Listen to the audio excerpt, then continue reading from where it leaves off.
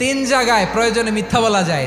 এক নাম্বার, আপনার ওয়াইফকে খুশি করার জন্য, সে একটু এরকম না বলে একটু কৌশল করে বললে খুশি হবে, ওটা বলা যায়। দুই নাম্বার, জীবন মরণের ব্যাপার, জান বাঁচানোর জন্য একটু কৌশল করে ঘুরিয়ে বললেন, এটা জায়েজ। তিন নাম্বার, দুইজন ঝগড়া লাগছে তাদেরকে মিলিয়ে দেওয়ার জন্য কৌশল করে একটু মিথ্যা বলা, ঘুরিয়ে বলা যায়। দুইজনের মধ্যে দেখলেন যে সম্পর্ক খারাপ, একজনরে বললেন, ভাই সে তো ওই দিন আপনার ব্যাপারে অনেক প্রশংসা। কি আমার ব্যাপারে প্রশংসা? কি বললো? এই বললো আপনি নাকি এই করছেন ওই করছেন, অনেক প্রশংসা। লোকটার মন খুশি হয়ে যাবে তার ব্যাপারে, ঠিক কিনা?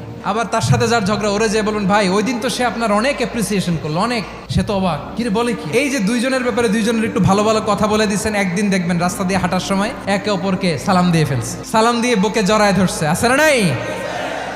আবার মিলমিশ হয়ে গেছে। কিন্তু আমাদের স্বভাব হইলো, দুই প্রতিবেশী যদি একসাথে বসে একসাথে হাঁটে, দূর থেকে দেখলে আমাদের জলে, আছে না নাই?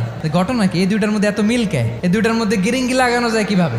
আল্লাহর কাছে তওবা করেন, এই মানসিকতার যেন আমরা না হয়, আমরা মিলিয়ে দিব।